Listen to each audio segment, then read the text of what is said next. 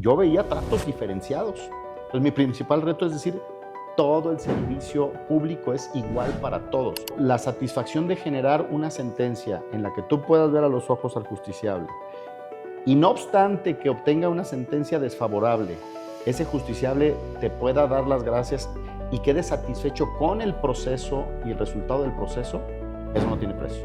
Yo no coincido con el tema de que un juzgador deba ser electo popularmente, porque nosotros no vamos a otorgar ningún tipo de programa, ningún tipo de beneficio. Yo si logro contar con la simpatía del voto de una persona y no logro contar con la simpatía del voto de otra persona, mi sentencia tiene que ser exactamente igual para los dos. Fuera del cargo. Bueno, pues muy buenos días. Aquí tenemos al licenciado José Anastasio Quintero Segura, mejor conocido como Pepe Quintero. Muchas gracias, Enrico. Buenos días, buenos días. Muchas gracias. Presentarlo bien, pues usted actualmente ostenta el cargo de... Es juez en materia oral mercantil, es el juez 11º, juzgado 11º. Habrá que recordar que hay juzgados en materia tradicional. Correcto. Y en materia oral. El consecutivo, así lo dispuso el Consejo, es del 1 al 19º. Solo especializados es del 11º al 19º y estoy a cargo del juzgado 11º.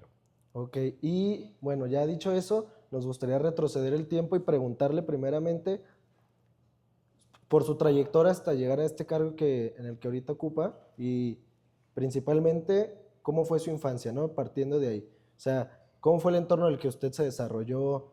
Si tiene hermanos, hermanas, o sea, ¿de qué manera usted vivió su infancia y cómo lo fue formando para llegar hasta aquí?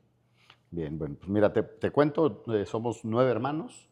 De los 9 solamente tengo una hermana que es más chica que yo. Yo soy el de los varones, el que es más chico prácticamente de todos. Entonces, la verdad es que mi infancia pues fue una niñez bonita porque pues ya a tus hermanos mayores son los a los que le toca sufrir la experiencia inicial de los padres. Recordemos que para ese tipo de tareas pues no se nace sabiendo y entonces con ellos experimentaron más que conmigo, no tengo duda. Y la verdad fue una bonita infancia. Estudié siempre en escuelas públicas. Posteriormente viene el tema de la secundaria, que la verdad es que disfruté mucho porque fue una época en la que logré hacer más amigos, amigos que inclusive todavía sigo de alguna manera frecuentando, nos juntamos, digamos, esporádicamente, pero logramos tener algo de convocatoria cuando se juntan compañeros de la secundaria. Estuve en la secundaria 45, que es del sistema estatal, y posteriormente entré a la Universidad de Guadalajara ya a la preparatoria. Okay. En esta etapa pues, digamos, de niñez, pues la verdad las cosas es que te dedicas más al juego y a otra cosa. Tuve una formación, digamos, muy estricta. Mis padres tuvieron esa formación, pues podemos decir, muy como... Esta silla.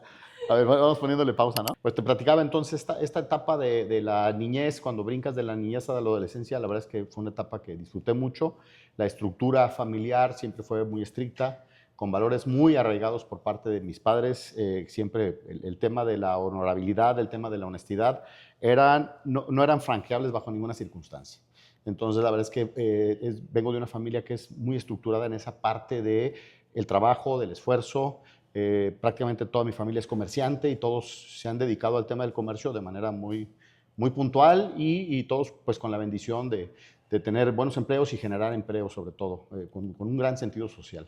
Eso fue la parte de la infancia que pude disfrutar más. Y ahorita que me menciona justo eso, ¿en qué momento usted, no sé si fue en esa etapa de vida, si fue en la preparatoria, la secundaria, etcétera, en el que siente como ese primer llamado, ese primer interés a dedicarse más a ser servidor público que a ser comerciante? ¿Cómo hace, o sea, qué vivió, alguna experiencia, algo le hizo clic o simplemente se dio? Fue el tema. Mira, en la secundaria realmente no aconteció así. En aquel momento yo quería ser taekwondoín, me gustaba practicar el taekwondo por algunos años y me gustaba mucho, entonces era más bien el tema del deporte y el tema pues de disfrutar de alguna manera la niñez y la juventud. Pero siempre estuve metido, pues que jefe de grupo, en el comité de la escuela, siempre estuve metido en la organización, hasta de la propia fiesta de Navidad, de graduación. Siempre me interesó esa parte de estar involucrándome en el tema del servicio a los demás, en esa parte de niño, pues que te toca vivir. Fue prácticamente hasta el inicio de la universidad cuando el tema de la vocación por el servicio público me empezó a llamar la atención. Y hubo dos momentos muy particulares que me llamaron al tema de la vocación pública. Uno, por un tema de congruencia, en algún punto critiqué al servidor público que si te atienden a un horario específico, que si no llegas con tal o cual documento, y eso me generaba hasta cierto punto, pues digamos que mucha frustración para poder hacer tus trámites, por más sencillos que fuera. Creo que de repente caemos mucho en esta condición de burocracia. Sí, totalmente. Entonces, eso me movió y dije, bueno, si yo logro ser servidor público, ya estoy viendo todo lo que no debo hacer. Sí, todo Entonces, eso me llamó mucho la atención. Y también una conversación que tuve en una ocasión con la abuela de mi esposa, que tenía como un comportamiento así medio místico, y dentro de este comportamiento un día me dijo, es que tú tienes un destino marcado para estar en el servicio público y tienes un llamamiento para el servicio público. Sí. Francamente no sé por qué me llamó la atención su comentario, porque no tenía ningún tipo de información ella que pudiera traer esto. Me dijo, pero te veo en un cargo en el que va a resultar importante tu decisión. Y bueno, la vida siguió. Ya en mi etapa universitaria estuve participando también en el comité y pues siempre en temas de integración, sobre todo estudiantil. Y me empecé a dedicar al litigio. Primero, yo me formé con un despacho de abogados muy queridos con la familia Rocha Muñoz, que ellos me cobijaron para el tema de la oficina, me enseñaron pues, la base de lo que soy como abogado, ahí la tomé. Y de ahí ellos me invitan al sector privado. Estuve trabajando para una institución financiera una temporada como abogado interno y posteriormente prestándole servicios a algunas instituciones financieras que me fue muy bien con ellas en cuestión de trabajo, de aprendizaje, de desarrollo personal y económico. Y curiosamente, a final del año 2009, prácticamente el último día del año, el día 31, recibo una llamada de un abogado vecino de despacho que me dice, oye, pues están integrando el equipo de trabajo para Zapopan, para la administración que iniciaba técnicamente el día primero, sin embargo, por si hay día inhábil, arrancábamos el día 2 de enero. Me dijo, están buscando un abogado de tu perfil y yo te recomendé. La verdad de las cosas es que fue un impulso. Ya. Okay. Estaba en mi oficina trabajando de manera ordinaria, digamos que esos días de vacaciones, estaba ya muy relajado, inclusive estábamos en una comida familiar de fin de año, cuando me hablaron por teléfono, mañana, día primero, los esperamos a las 12 del día porque van a estructurar el tema de las direcciones. Fui, por alguna razón, no pudimos entrevistarnos con el presidente municipal en ese momento, porque tenía pues, un mundo de gente ahí, y me dijeron que fuera el día 2, que era domingo, perdón, nosotros iniciamos justamente el 3, lunes 3, y el domingo me indicaron, mira, esto es lo que necesitamos que nos apoyes, el área consultiva, que es un área que estaba muy vinculada con mi desarrollo profesional, el tema de revisión de contratos, que tenía que ver mucho con el tema contractual. Entonces, pues dije, vamos a probar. Francamente, no sabía ni dónde estaba mi oficina o dónde iba a estar mi oficina, ni la gama de funciones que iba a desempeñar. Me indicaron cuál era el perfil que buscaban. Me atreví a decirles que sí, consideré que sí podía prestar el servicio ahí. Y pues fue mi primera incursión en el Ayuntamiento de Zapopan. Toda la administración estuve en ese puesto, en la dirección jurídica consultiva, y la verdad es de que tomé mucha experiencia y creo que pude aportar hasta cierto punto esa parte de congruencia, de buscar la manera de agilizar los trámites, de todo lo que yo critiqué que no podía hacer o no debía hacer el servidor público, procuré hablar con congruencia y tratar de agilizar los trámites, que la gente pues no sabe todo lo que hay detrás de una institución pública, pero ellos van a arreglar su problema, no van a ir a arreglar el problema de la institución pública. Entonces hay que ser como muy empáticos en eso, y esa fue mi primera experiencia como funcionario público. Ya tenía prácticamente 15 años de experiencia en el litigio, y la verdad es que creo que llevé esta parte al sector público. Ese fue el primer contacto en el servicio público. ¿Y qué diferencias, o sea, cuáles son las principales diferencias que usted logró encontrar entre estar en el sector privado a estar en el sector público? O sea, ¿cuáles son los retos, no, digámoslo así, que usted encuentra de un lado y del otro? Mira, bueno, el sector público por su naturaleza finalmente te da una amplitud para tu comportamiento, para tus formas, para buscar clientes, para tema económico, patrimonial, es completamente distinto. El sector privado, bueno, te tienes que sujetar a un comportamiento distinto, a un ingreso que tiene que ver en función a lo que el erario público paga para ese cargo. Pero sí son retos completamente diferentes en el desempeño de tu labor. Mientras en el sector privado tú generas tu agenda y tus tiempos y tus formas, pues acá implica que te sujetes a un horario. En mi caso de director jurídico consultivo, pues no teníamos horario, pero básicamente el horario es extendido. O sea, sabíamos que llegábamos allá a las 8 de la mañana y no sabes a qué horas terminas. Había días que por reuniones te sales un poco más temprano, pero el reto mayúsculo fue generar ese tema de congruencia, de lo que critiqué tanto en el funcionario público, ahora no hacerlo. Sí, cómo no replicar justamente lo que uno suele quejarse. Mira, critiqué mucho que tenían horarios para atender a la gente y que tenían que llevar las mismas copias 20 veces y lo critiqué mucho. Y después comprendí un poco el porqué de esta condición repetitiva. Finalmente, el usuario del servicio público, independientemente de la oficina de la que estemos hablando, el usuario del servicio público tiene una gama de problemas completamente distintos entre uno y otro. Aunque el trámite sea el mismo, la realidad de las cosas de las personas es diferente. Entonces, a veces nos falta empatía para ver qué realidades tienen unos y otros. En el servicio público puedes atender a una persona que sus condiciones socioeconómicas le impidan estar yendo a hacer un trámite, o puedes tener una persona que tiene todo el día para hacer el trámite. Claro. Pero tu comportamiento tiene que ser exactamente igual para los dos, buscando la empatía para los dos. Sí. Entonces yo con mucha tristeza en algún punto veía que a personas que tenían menos, digamos que menos posibilidad de desarrollo académico, pues lo trataban de una manera diferente a aquel que pues era, se había desenvuelto en el tema de la academia y que era abogado, o que era administrador, o que era médico, y yo veía tratos diferenciados. Entonces mi principal reto es decir, todo el servicio público es igual para todos y hay que ser eficiente en todos. Y algo que me marcó y que además al día de hoy lo sigo haciendo es, lo que no se puede hacer, dilo desde el primer momento. Totalmente. Desde el primer momento, Sí. esto no se puede por A, B, C, para que la gente busque alternativas y no los hagas perder tiempo. El tiempo es tan valioso para cualquier persona que nosotros como servidores públicos a veces se nos olvida que ellos invierten su tiempo para venir a un servicio. ¿Y cómo es ese cambio de estar en ayuntamiento a ejercer una función jurisdiccional, que al final de cuentas pues son funciones completamente diferentes, si bien sigue siendo servicio público, pues son poderes distintos, ¿no? Claro. Bueno, mira, te comento, finalmente no estuve alejado del tema del ámbito jurídico.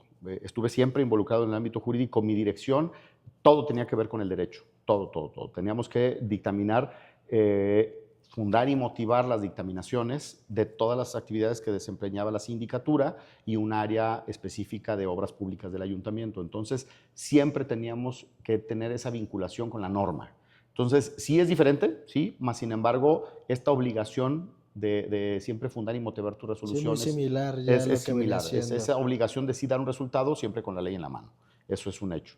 Sin embargo, cuando se termina la administración, se incorpora un abogado conocido mío al Consejo de la Judicatura y él fue el que me había recomendado para incorporarme al ayuntamiento de Zapopan.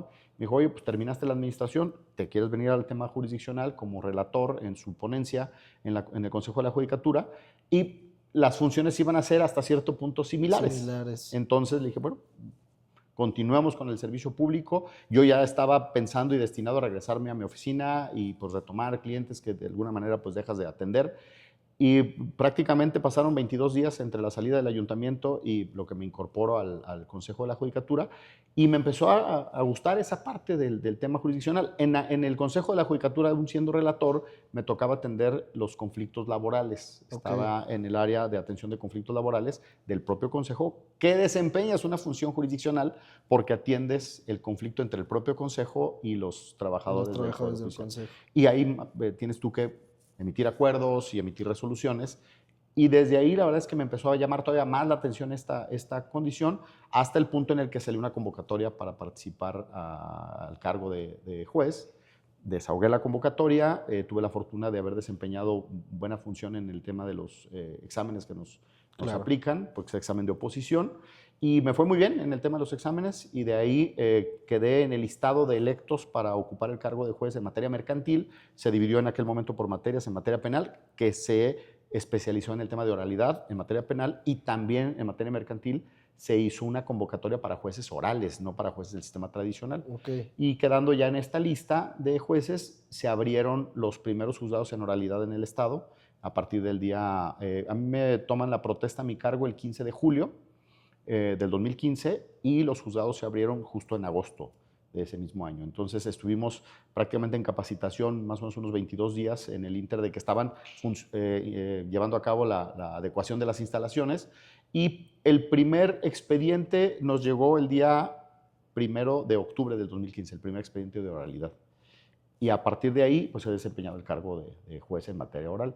Creo que cambió el paradigma completo de la impartición de justicia. De eso estoy convencido. Estuve en el litigio del otro lado y el sistema escrito tiene sus grandes bondades, pero llegó un punto en el que ya no es sostenible el sistema escrito para aprovechar la tecnología.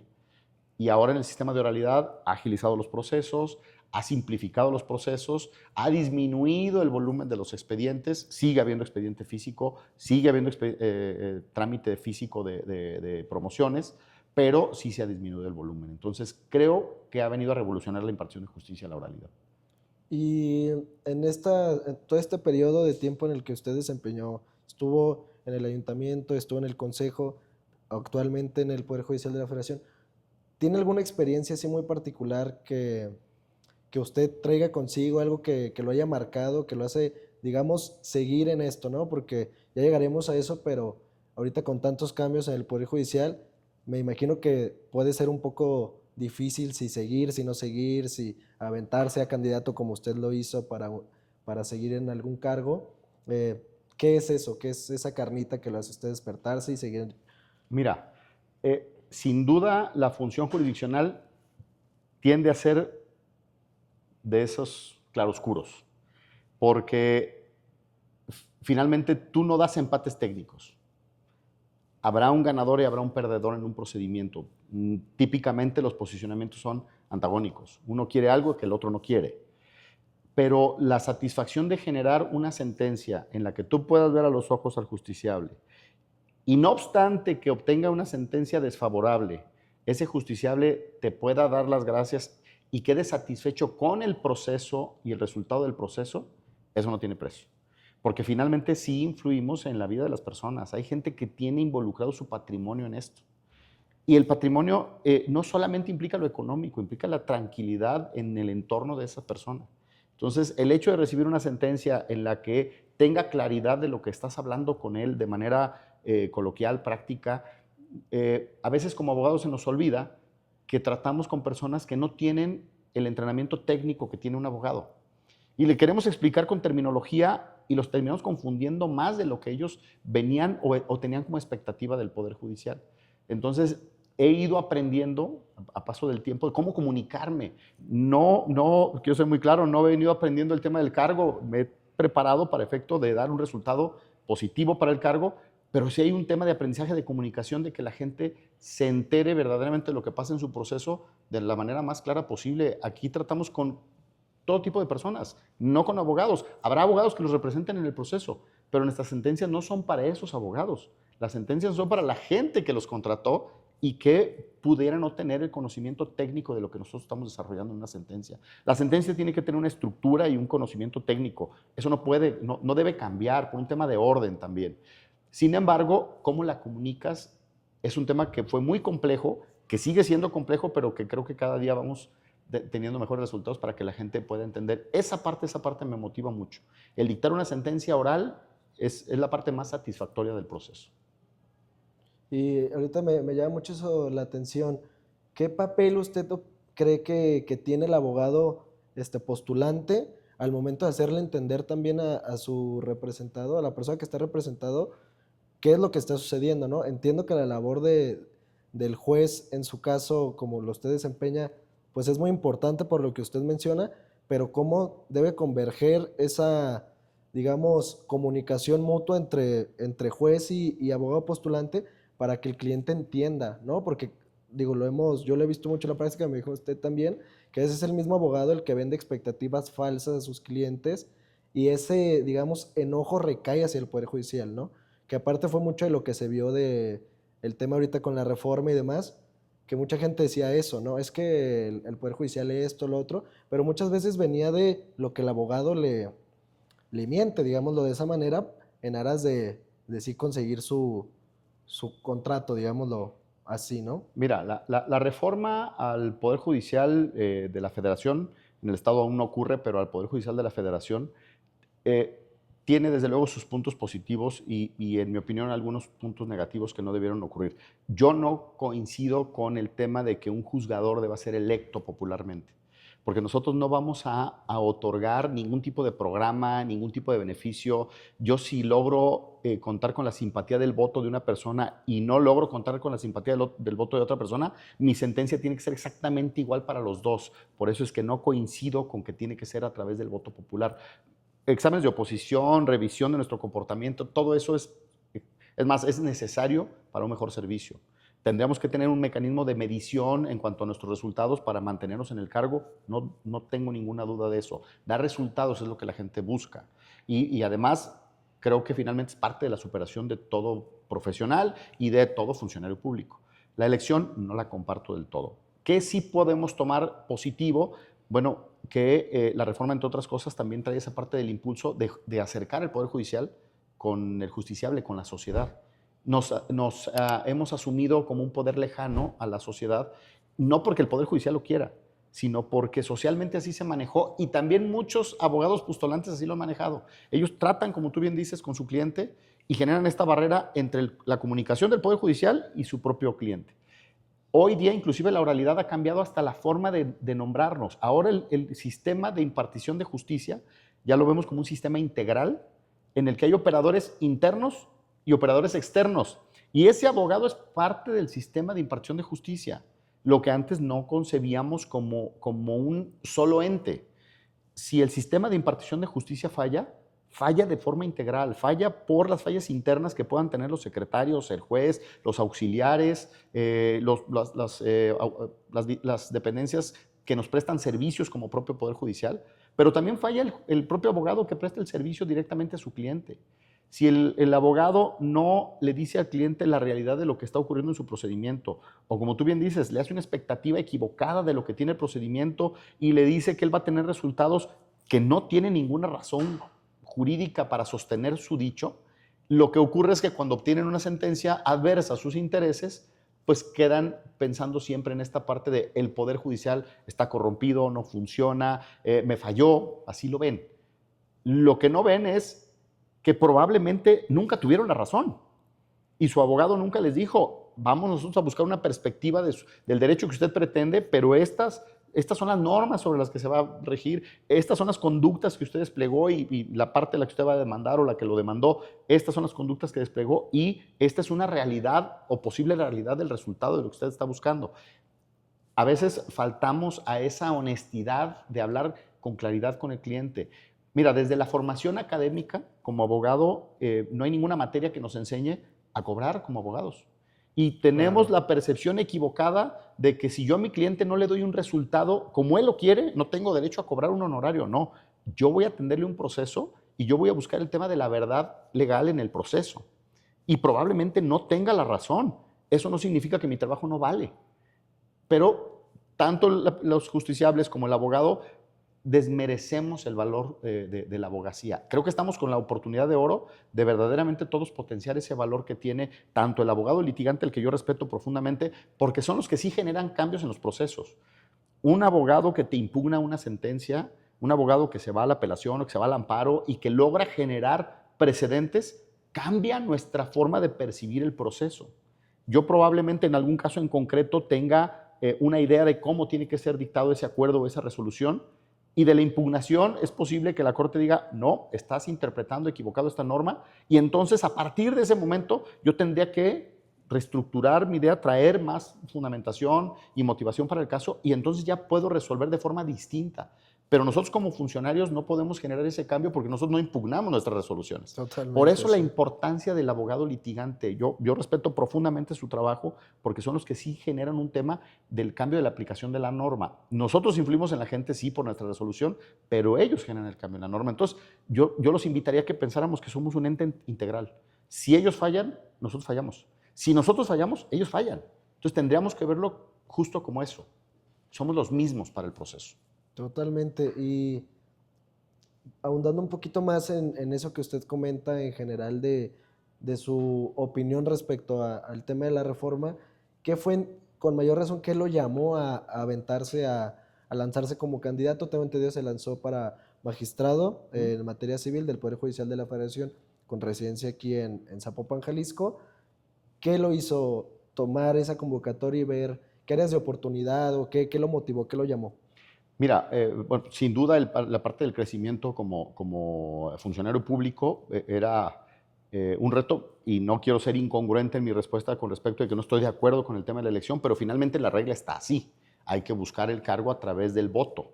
Y como está la regla así, lo que yo busqué al acercarme a la gente para este proceso electoral fue decirles quién soy y qué trabajo he venido desempeñando y que me evaluaran a partir del trabajo. Ciertamente la gente tiene un desconocimiento profundo de lo que es el Poder Judicial.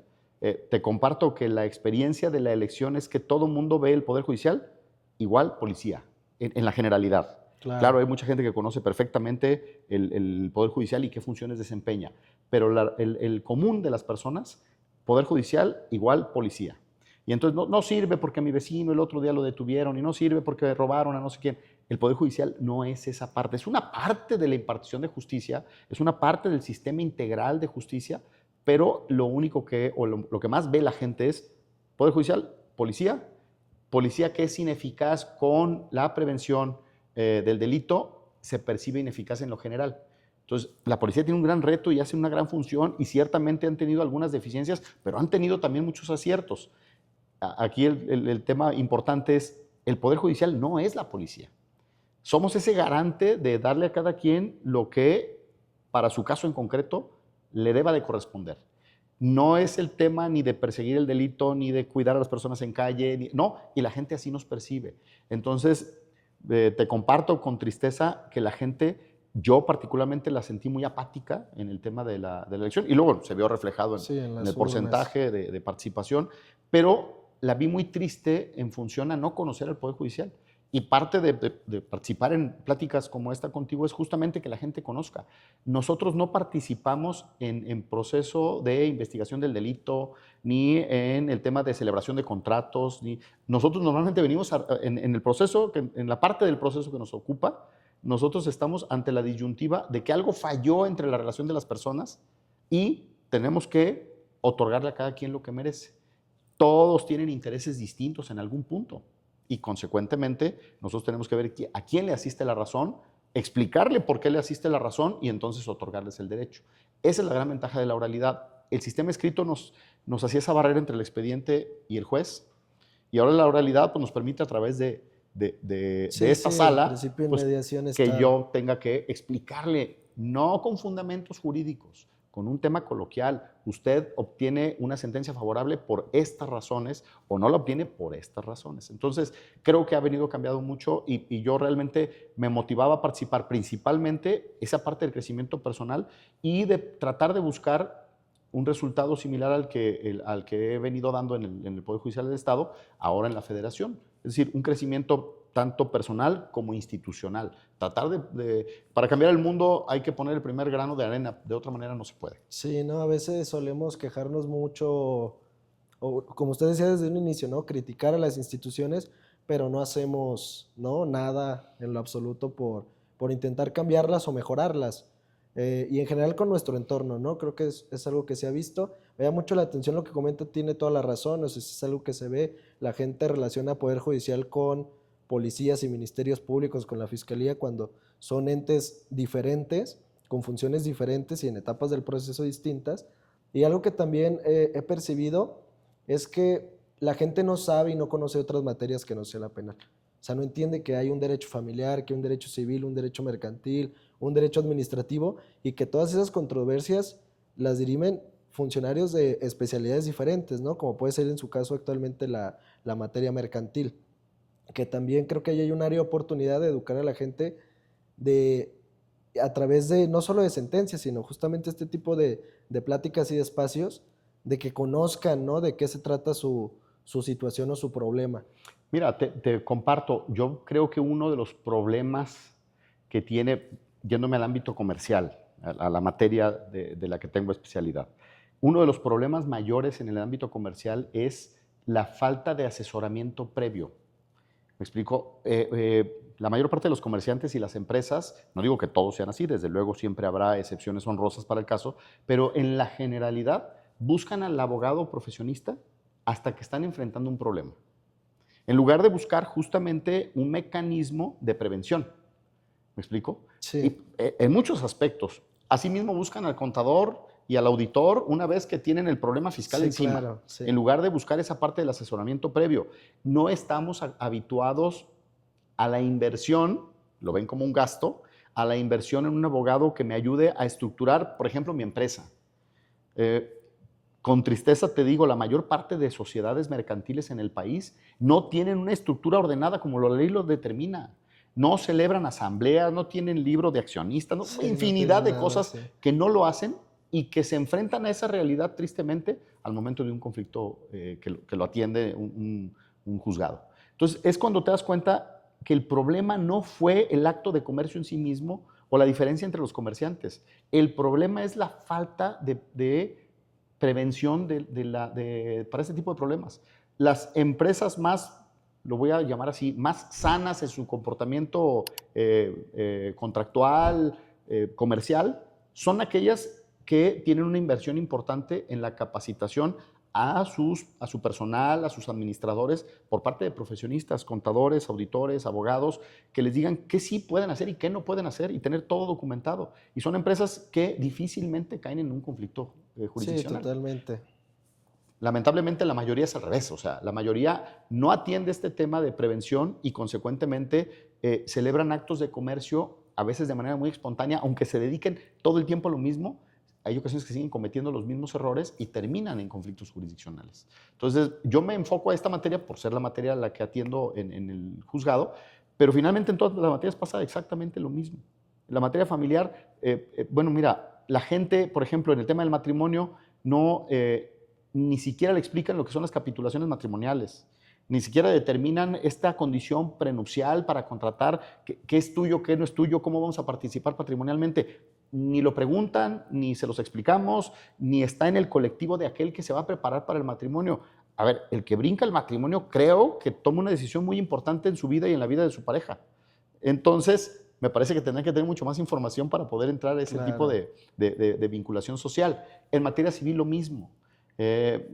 Todas las materias tienden a tener esa parte del que el conflicto me estalla en las manos, la mayor parte de las veces por desconocimiento. No están obligados a ser abogados, pero hay muchos abogados que les pueden prestar ese servicio. No estamos acostumbrados a esa prevención, lamentablemente. Y retomando poquito, yéndome un poquito más de regreso hacia su vida personal, digámoslo así, eh, tengo interés en saber, más allá de todo esto que platica, digo, creo que queda evidenciado su capacidad técnica, su integridad profesional. Más allá de todo eso, ¿qué distingue a Pepe Quintero? O sea, más allá de la materia mercantil y del cargo que ostenta, más allá de su trayectoria profesional, ¿qué lo distingue a usted? ¿Quién es usted?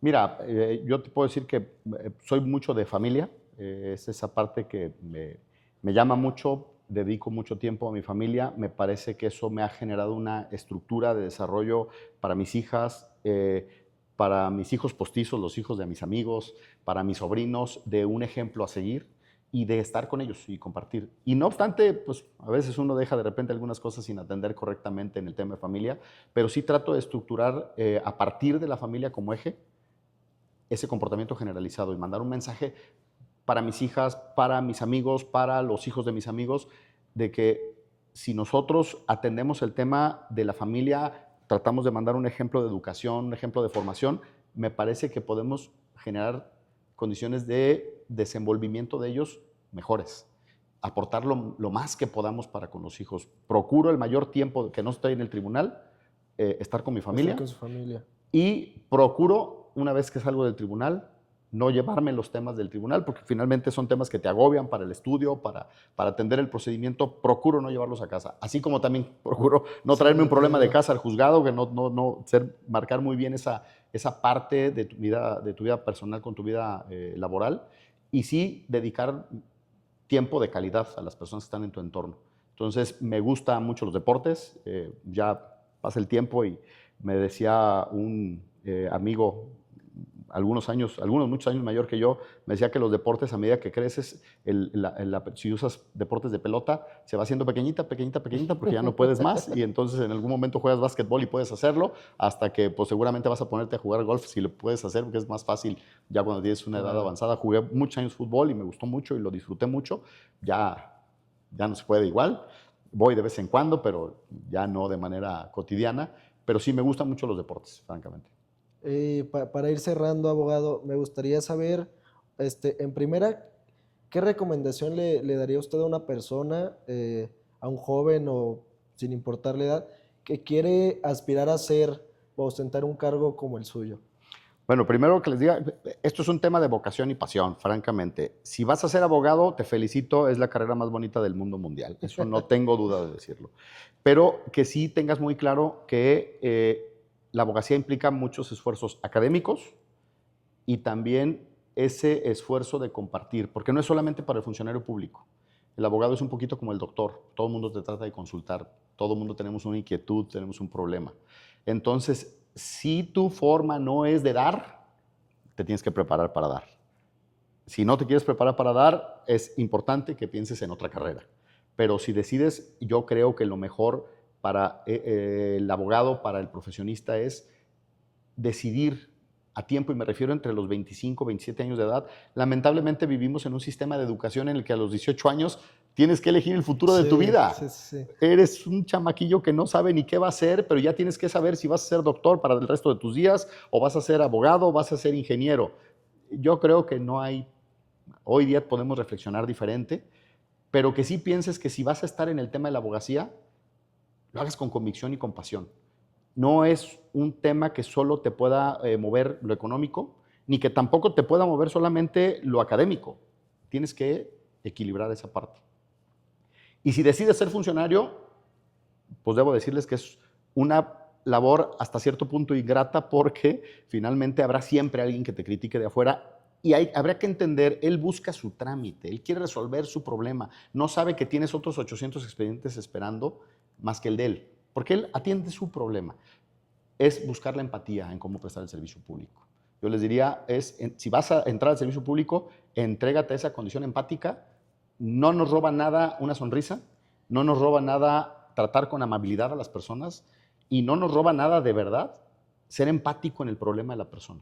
Ese es un tema que yo he visto mucho en el sector público. Todos tenemos problemas, todos tenemos prisa, a todos nos pasa todo. Hay que entender que somos exactamente igual los de adentro que los de afuera. Pero si yo me pongo un poquito en sus zapatos, estoy seguro que me va a conectar con la persona de tal manera que si su asunto por alguna razón se demora un poco más de lo normal, o no tiene el resultado que él quiere, pero se le explica de manera correcta, va a entender cuál es la función y por qué estamos aquí. Yo te diría, la empatía en el servicio público es fundamental. Y por último, ya para terminar, fuera del cargo, ¿cómo le gustaría a usted ser recordado? Me gusta mucho la academia, digo, entre mis amigos y con mis hijos me gustaría dejar una huella de cariño, con ellos de cariño principalmente. Y con todas las personas con las que no tenga una relación diaria, me gusta mucho la academia y me gusta mucho compartir en el tema de la academia. Si yo soy invitado a algún foro o soy invitado a algún curso, me voy a preparar el curso para tratar de generar un factor de cambio en su forma de pensar y de ser en un proceso. Tengo la fortuna de ser invitado a muchos colegios de abogados, soy capacitador del Consejo de la Judicatura, y cada vez que estoy en un foro, esa es la parte que me mueve para dejar huella. Quisiera dejar huella en el aprendizaje de alguien. Si a alguien en algún punto le sirvió para un procedimiento algo que les expuse, algo que les compartí, me deja del otro lado. Pues muchísimas gracias.